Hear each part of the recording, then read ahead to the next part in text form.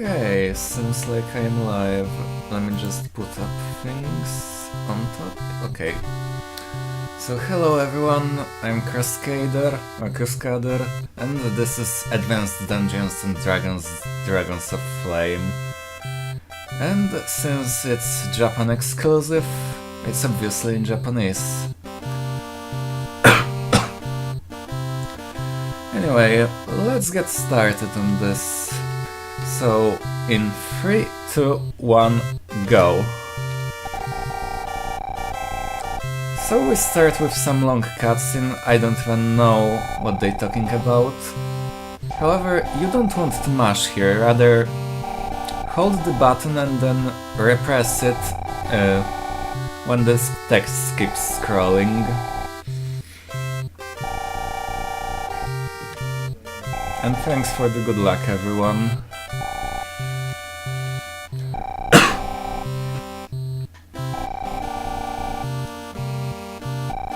And yes, it's the same character set as Heroes of the Lance. Anyway, at the beginning we're overworlding, as I like to call it. Just walking on the overworld, avoiding those blue guys, which are encounters.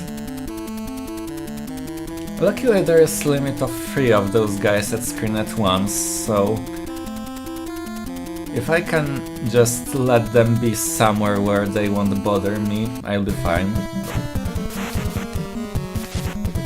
Okay. And when we get to encounter, it's 2 enemies, one on the right, one on the left. And we just have to defeat them. Okay.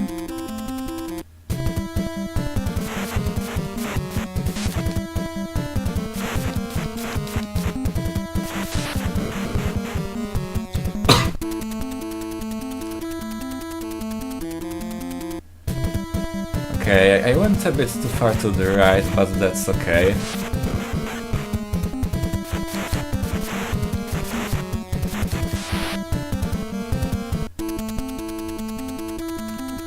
What? Okay, I remember this structure.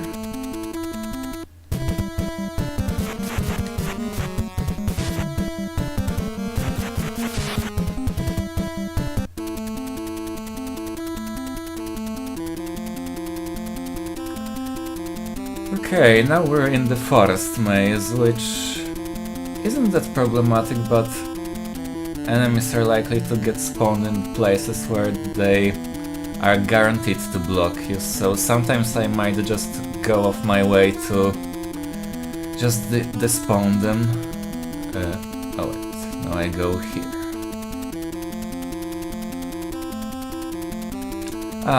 Also, I'd like to apologize in advance for any frame drops, my internet been pretty unstable lately. Although so far I have no frames dropped, so...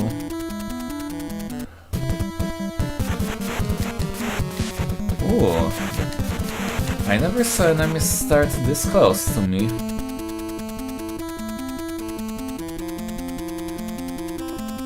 But that's okay, we're through. We just need to talk to this person and we're done with this first part. Now we have second part of overworlding, which is in some cold, snowy location.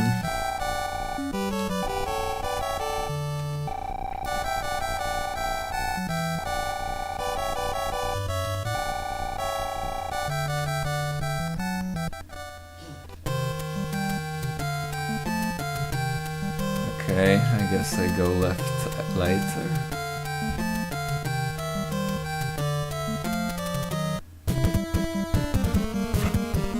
Ah yes, we actually have a party of 8, but we only use one person at once. It's important later because our cleric, Goldmoon, I think is her name, is in the back row, which means that bottom line. And that means I cannot cast her spells, including healing spells, and I went too far to the left. Well, that's okay. I can just go back this way. Okay, we're done with overworlding. This time isn't anything special. I think in my PB I have sub 4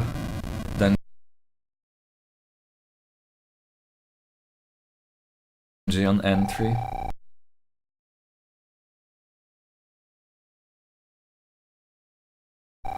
Which is really good time. Anyway, because Goldmoon is in the back, I'm caring about this first character and just However, I'm caring about those green guys, cause they hit like a truck, and I'm using Confusion spell on them. Oops, what? I forgot where to go. In this room I go to the right and dodge that spell. Now left twice.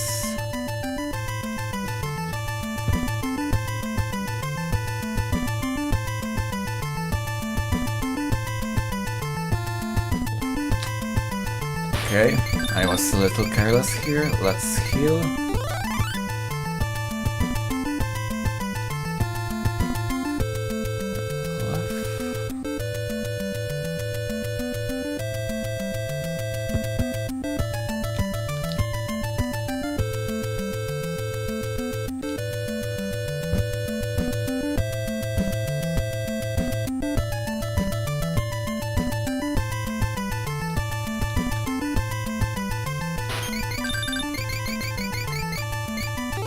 I usually don't heal that much, and I usually have 3 characters down real soon.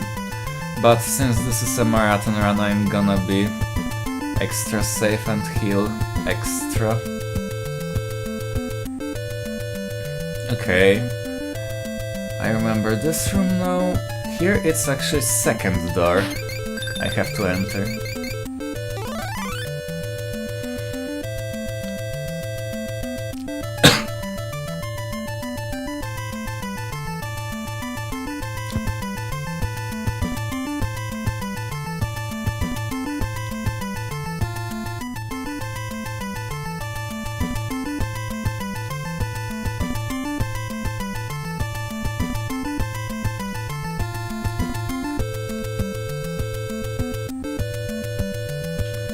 And I know I'm on the right path because there is this blue guy. He's always here.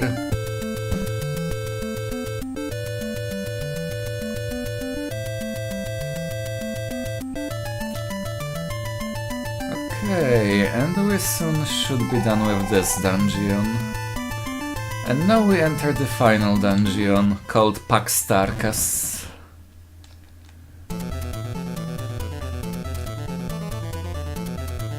And yeah, the music is pretty good. Anyway, this dungeon is actually pretty convoluted, and when I started running this, I was using some guide White had found, because he was the first runner of this game.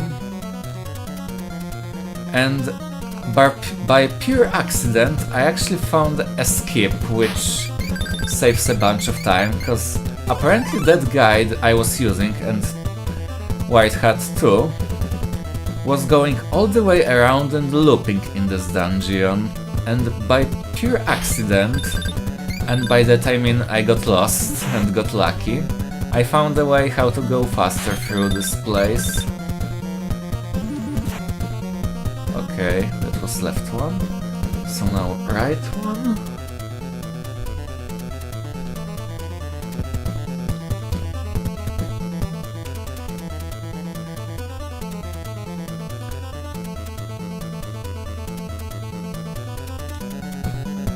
Okay, now right too. And this place actually has some bosses, 3 total. And we're gonna be fighting all of them.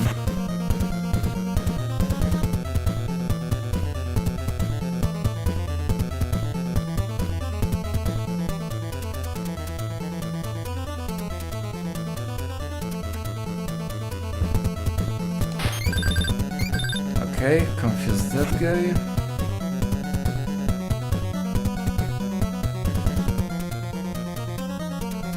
And there's boss in this room, so I'm gonna heal.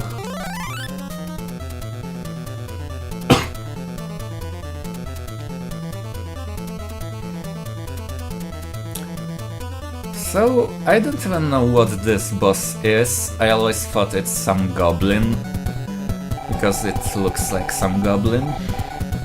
And it fires crossbow. The strat for him is get close and just shank him to death like this. And that was the boss. Now the second part of this dungeon.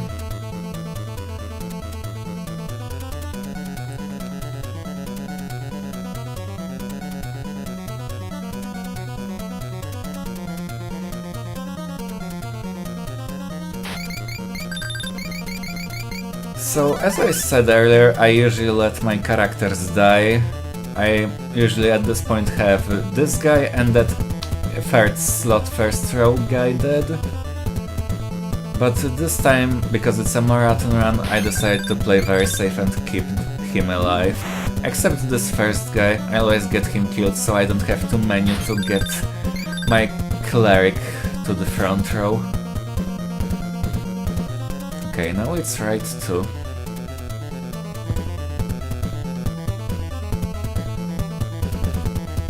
Right 1. Right 2. So I actually have my notes open, which are L or R, and then number of the door which I have to enter. So it's either R1, R2, L2, or L1. Okay. And now we're gonna go to the final second to last boss, which is a dragon. And you might think, wow, dragon, he must be pretty tough. Well, not really. Because we have artillery on hand, so we're gonna just fire at will.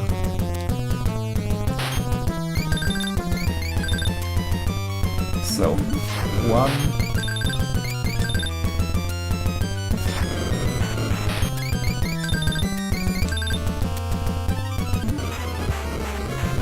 There we go, that was the dragon.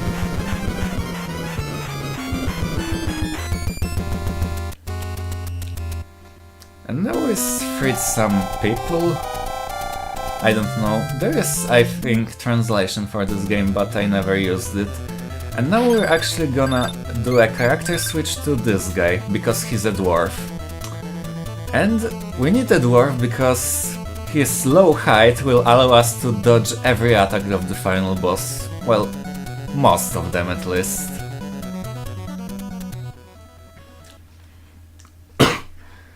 I even forgot what this guy names is, but he's some dark evil overlord. And he's actually pretty fun fight because he's manipulatable. And it's pretty easy manipulation. He basically spawns further away from you, so we're gonna just attack him, move away, so he can always spawn here. And also, as you can see, he's throwing those axes, I think, at us. But because they always start on top, dwarf can dodge them. And also, if we're too fast or slow, he's gonna attack us with his mace. Also, but as you can see, he's pretty easy. And if I'm fast enough, I can actually hit him before he even attacks. Okay, and get ready with time. And time. 13:46. That's actually not a bad time. Okay, let me just have a drink real quick and we'll move on to the next game.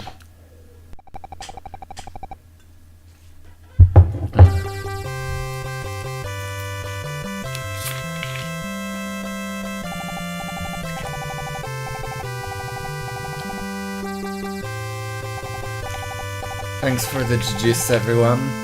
If I remember right, there is fun translation for this. I should someday play with it, cause I'm definitely curious what the story is all about.